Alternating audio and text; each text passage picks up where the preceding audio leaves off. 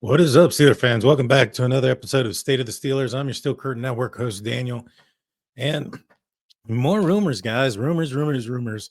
And that's going to be the topic of today's show. We're going to talk about these rumors that have been circulating with the Pittsburgh Steelers. Please hit the like button, subscribe, ring that notification button, share, 5-star rating, whatever you do when you listen to the podcast. You guys know what to do. That being said, let's get into it. There's been a lot of rumors here recently that the Pittsburgh Steelers are interested in. Well, there was Jair Alexander, who ended up signing with the Baltimore Ravens. Some people were thinking, hey, are the Steelers going to try to keep up with that and go after Jalen Ramsey from the Miami Dolphins? The Steelers supposedly were in talks with, trying to acquire Alexander. Apparently, I think there was some rumors out there that there was some teams that were willing to pay a little bit more money for him, but he ended up going with Baltimore because of his relationship with Lamar Jackson. Yeah, it is what it is. He's a guy that's kind of had his issues staying on the field, and the Steelers kind of have the cornerback position, maybe not necessarily figured out, but they have quite a few pieces in there. And I'm not sure where the fitment would have been. Now, there's been a lot of rumors here recently because the Steelers didn't get Alexander that they may be going after Ramsey, who's on the wrong side of 30 and has quite a bit of a contract coming up.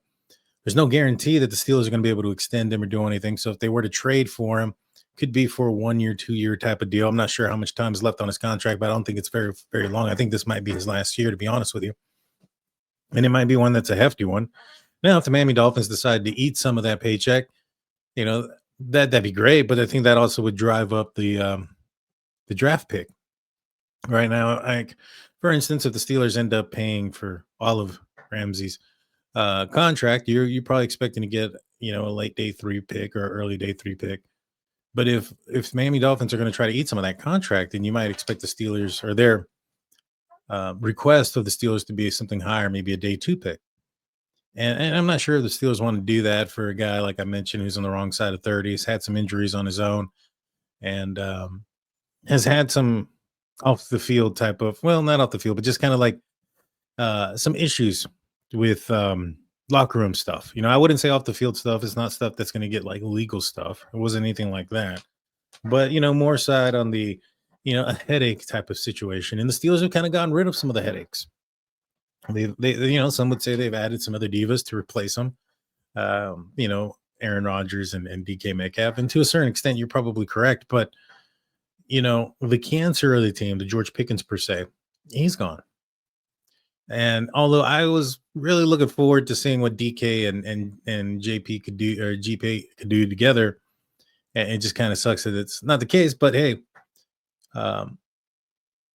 it is what it is. I think the Steelers are still in a better position than they were last year. I think DK Metcalf is a better receiver than George Pickens is at this, now at least, or with what they've been able to prove on the field. Now, George hasn't really had the best quarterback, play behind him. So not saying that he's going to get that in Dallas, but I would assume he'd probably get a little bit better quarterback play than he's been accustomed to. And so we'll see how that works for him. But I do think that DK is probably the best bet, but I digress. Going back to what we're talking about with the cornerbacks and Jalen Ramsey. Now, for me, I think there's been two individuals who've kind of shut it down, right? Because there's been a lot of people that were looking at this as a possible rumor. Adam Schefter spoke about Jalen and where he could go, and he talked about him going to the West Coast, like Los Angeles Chargers or the Rams, and I think he was actually rumored to be, there was some trade talks with the Rams at one point, but it sounds like he wants to stay somewhere warm versus somewhere cold per Schefter. Now, DK Metcalf had some similar rumors that he wanted to go to Los Angeles and things like that because he didn't want to be in a cold place. And money talks. And now he's with the Pittsburgh Steelers. And so could the Steelers still kind of push that? Maybe. But Dulac also kind of said that he wouldn't think that there was a possibility there. And he talked about the fact that the trade compensation, he talked about what it is the Steelers would have to pay him, et cetera, and what they would possibly get in return. A guy in his 30s who's not guaranteed to be on the roster past 2025, some of those things. And so because of that, he's not too keen on it. Now the Steelers do have quite a bit of salary cap. They could do it, obviously, but I don't know. I mean, I'd rather you give the money to TJ Watt and get all that taken care of and have somebody there for a while than bring in somebody else who you're not guaranteed. And where is he going to play? He's not going to go to the slot. Are you going to move Slay to the slot? Are you going to move Joy Porter Jr. to the slot? I don't think so. I don't think so. I mean, I don't think any of those guys are slot type of cornerbacks. Now, it is a long season, and injuries are a thing. Do you want to have one on the roster in case or whatnot? But I mean, that's a lot of money that you're going to be focusing in, whether it's Slay at his $10 million guaranteed, or if it's Ramsey or whatever it is that he's making, quite a bit of money. That's a lot of money to be on the bench. Do you end up rolling out the price tags on the outside and sit Joey Porter Jr.? I don't think so. And so I'm just not sure where the move is. You know what I'm saying? And maybe you can move or transition Slay into the corner, to a nickelback position, but I think it's going to be tough. So to me, I mean, I know a lot of people are looking at this as a possible trade. There's been an opening at the cornerback position for the Steelers for a while. I think you're looking at the fact that Jeff Slay, who's also on the 34, I think is what he is, and this is probably going to be his last year of his career. So you're expecting that the Steelers are going to have to address that need at some point. Now, again, next year they have quite a few draft picks available, and the comp picks are going to come in, and they're going to have even more. And I think they're projected to have almost 10 or 12, something like that. It's insane. And, I think you can end up getting yourself a couple of key pieces. And obviously I think the plan is for the quarterback position next year. But you can probably still get yourself in a pretty good cornerback or even a receiver at that point, because I mean the receiver is the other position that is open, right? I mean, wide receiver 2. I mean, you have DK Metcalf, and he's going to be your wide receiver 1. He's your big money guy. You're paying him quite a bit of money, so for the next 3 years, but you want to have a nice complementary piece there at wide receiver 2. So draft picks in next year's draft is definitely going to help. The financial aspect of it is good for the Pittsburgh Steelers. They're going to have even more money. The cap is going to continue to go up. And so I can anticipate that be a door that's going to be moving in the right direction for them to really build this piece if they make the right choices. I mean, obviously they got to hit on the quarterback position. If they can hit on the quarterback position and have a quarterback that, they have on a rookie contract after out of next year's draft, then that's really going to solidify how much they can do if he can progress right throughout the his rookie year, first 2 years or so in the league. If he can be somebody that can make the team a competitive or a competitor team, you're going to have a lot of money to be able to position yourself with some good players around him. And that's the goal, right? You want to position players around a quarterback to build confidence with that quarterback. And when that quarterback is ready to get that contract, you're hoping that quarterback can now elevate the players around him. So you want the players to elevate the quarterback in the early on, and then you're going to want the quarterback to elevate the players, because then that quarterback's going to be getting a bigger chunk of that money. And so now you're going to have to diverse that money and move it around, and it usually ends up resulting in maybe not the most or the best talent that you could possibly get on the outside and things like that. But your quarterback can elevate that. I mean, look at what Ben Roethlisberger did with some of the receivers that he had throughout his career, the Kobe Hamiltons of the world, or even Sammy Coates. He was a draft pick, but he got him open. I mean, until he mangled his hands, he was pretty good. And so, I say all that just basically to say that the Steelers have positioned themselves pretty good to fill in some of these needs. Do you really want to go spend your money on a 30-plus cornerback who may be a diva, who, you might end up having to figure out some playing time situation that you're going to pay a lot of money, and then at the end of the day, you may not even see him after this year? I don't know. I don't know if that's the direction that you want to go in. And so, will it happen? My prediction is probably not. I'm going to say I would guesstimate to say no, that the Steelers are not going to end up getting a cornerback, of that quality. I think that the Steelers would probably end up signing TJ Watt and/or getting a wide receiver 2 before going out there and trading for Jalen Ramsey, who, like I said, I mean, he's a good he's a good player. He's a good cornerback. Steelers they would definitely be more improved if they were to go out there and pick him up. I mean, yeah, I'd be lying if I didn't say that was the case. Well, we're gonna take a quick break. When we get back, we're gonna talk more about some of these rumors that are spreading around. Don't go anywhere. Be back after a few words from our sponsors. Welcome back, guys. Thank you for sticking with us. I know we're not doing the audio right now. It's just we're trying to figure out this new platform. And so I don't have the audio with us, but thank you for sticking with us. Before we get back into the content, I want to remind you guys of our website, stillcurrentnetwork.com, your one-stop shop for Pittsburgh Steelers news and coverage. Make sure you go check it out when you're done listening to me and get in the conversation. Create a profile. It's free to do so. You can then comment in all the articles and be part of the discussion. The authors of the articles love to get in there and conversate with you guys. So make sure you guys go check out the website. Now, another rumor that has been circulating that I wanted to talk about was that Aaron Rodgers apparently had something to do with George Pickens getting traded.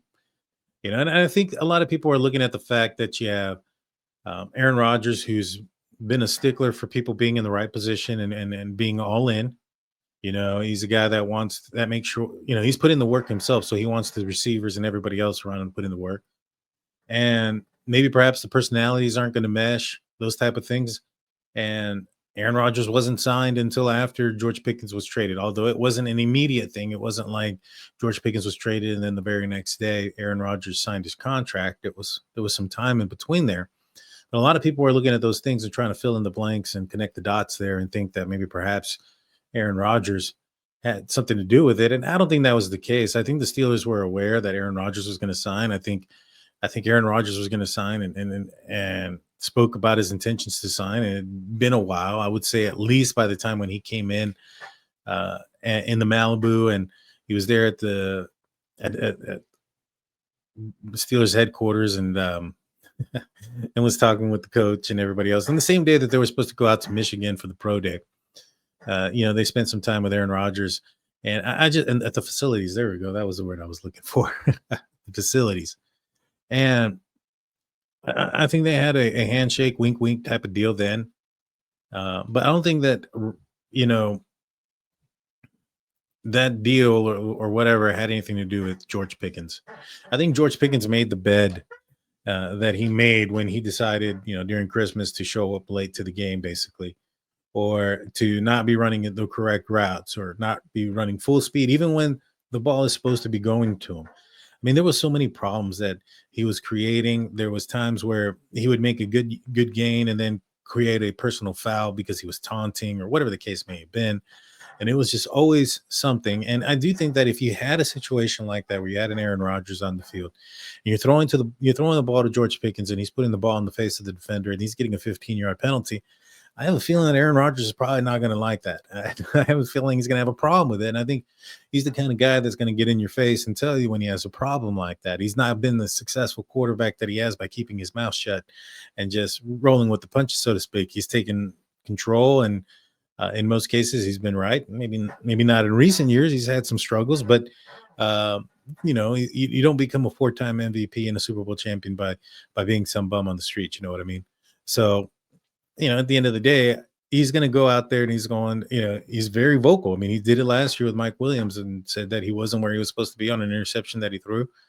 And I can see that being an issue. I mean, if you remember last year at the end of the year, at the interception, I think in the Christmas game, what was it? It was George Pickens had mentioned that, or he was told that Russ said that they weren't on the same page. And he's like, oh, Russ said that? And like, you can see that he got all mad about it. Like, oh, I can't believe Russ said that I wasn't on the same page, or I did something wrong, or whatever the case may be. Like, his attitude about the whole situation was just kind of jacked up. And when you look at the play and you look at the way it probably should have been ran, it looked like George Pickens gave up on the play and didn't run the right route and stayed, closer to the line of scrimmage when he should have ran a go route to make the safety more honest. Instead, allowed the safety to creep over and get underneath the pass that was going towards Pat Freiermuth in the end zone and pick it off pretty easily.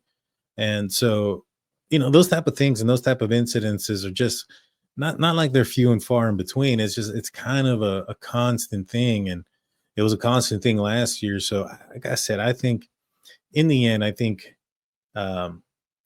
I think you had a guy who made his own bed. You mean he made his own bed, and so it is what it is. Now the Steelers are out there looking for wide receiver too. I know that Coach Zani said that Calvin Austin is going to be that guy for now. For now is probably a big thing. I don't know if he's the kind of guy that you're going to want out there, wide receiver two, day in, day out. I mean, it's a physical game. He's a smaller guy. I think he's built more for the short game with the Steelers. I think he's built more for like these jet sweep type of things, screens, some go balls. He's a little guy, so the target area to hit him isn't small. I mean, it's not big, it's small. So Aaron Rodgers is an accurate quarterback, so he'll get him the ball. And I have I'm really confident in that, but he's not the easiest target to hit. When you combine kind of short with a lot of speed, he's like a blur out there sometimes. You know what I'm saying? And so, you really need to know where he's at and be on the same page. But one of the good things about Aaron Rodgers is he's got some zip. I mean, if there's one thing that I've noticed on the ball when he's throwing the ball and the delivery of the ball when it's in these OTAs or mini camp videos of practice sessions, is that the ball is getting from point A to point B a lot faster than any of the other quarterbacks are throwing. I mean, there was a situation where Mason Rudolph threw the ball and DK Metcalf jumped up in anticipation because he thought the ball was going to be there already. And you can tell is because of the speed of the ball. And it was that DK has been working quite a bit with Aaron Rodgers out there in California, which is a good thing. It's a great thing. And so I think those guys are going to be on the same page. They're already developing that muscle memory and stuff like that. So it'll be I think it's going to be a good year. But Aaron Rodgers is a guy that can really fling that ball in there and get maybe perhaps a guy like Calvin Austin on the run. Get him in motion, get him while he can still continue to run with the ball and get some of that yak with his speed. And I'm excited about that. I'm excited to see what they're going to be able to do there. With Roman Wilson, he's another guy that he's a little bit thicker than Calvin Austin. He's a little bit bigger than Calvin Austin. It's still fast. I mean, these guys are all 4.3 guys in the at the 40-yard line, at the 40-yard dash in the combine. And so these guys, whether it's Calvin Austin, DK Metcalf, Roman Wilson, they can put on the Jets and get away from people fairly quickly. And I think that's going to be a matchup nightmare for a lot of defensive coordinators. Who are you going to put? Who's going to be your third cornerback? On one of these guys that are so speedy and moving. You're really going to have to apply a lot of pressure. You're probably going to have to overcompensate for that, which is going to leave some other areas for a guy like Aaron Rodgers to exploit. That's one of the reasons why I'm really excited about an Aaron Rodgers is because, defenses have to respect him. They have to respect his ability. They know he can get rid of the ball quick. They know he can make decisions, and they know that he's very, very comfortable making throws, and he protects the football. Doesn't have a lot of interceptions. And so, you partner that up with some receivers that can get open in space and potentially a running game that I think is going to be much more improved. You're going to make some defenses have to make some decisions on who they're going to want to focus in on and who's going to have an opportunity to really take advantage of the opposing team. Sometimes it's going to be the running game. Sometimes it's going to be wide receiver 3. Sometimes it's going to be wide receiver 2. I wouldn't be surprised if the tight ends get a lot of focal point because of those things. And so, and you have those things because you have the credibility and you have the respect from your quarterback, a 4-time MVP, even though he's 41 going on 42 this year. He goes out there and he starts flinging the ball around first couple of games. He's going to make defenses play honest significantly quicker. And he's not like Russell Wilson where he's going to hold on to the ball. He's going to make a decision quick. And I think that that's going to help out this offensive line. It's going to help out their confidence. I think a lot of the sacks that Russell took last year were on Russell. And so, this offensive line I think it'd be better for them to have a quarterback they know where he's going to be at instead of somebody that moves around, maybe gets out early or holds onto the ball too long. I think the offensive linemen are really, really going to enjoy blocking for Aaron Rodgers. And I'm excited for it, man. I think it's going to be a good year. But that's all I got for you guys today. Please hit the like button, hit the subscribe button, ring that notification bell, guys. If it's a 5-star rating that you're looking at and that's the availability, do that. You guys know what to do. Share with your friends. Go check out the website, stillcurrentnetwork.com. I'm going to be back on Monday with Shannon White. We're going to be talking about the Pittsburgh Steelers on a show called The Steelers Hangover. Until then, guys, I'll see you next time.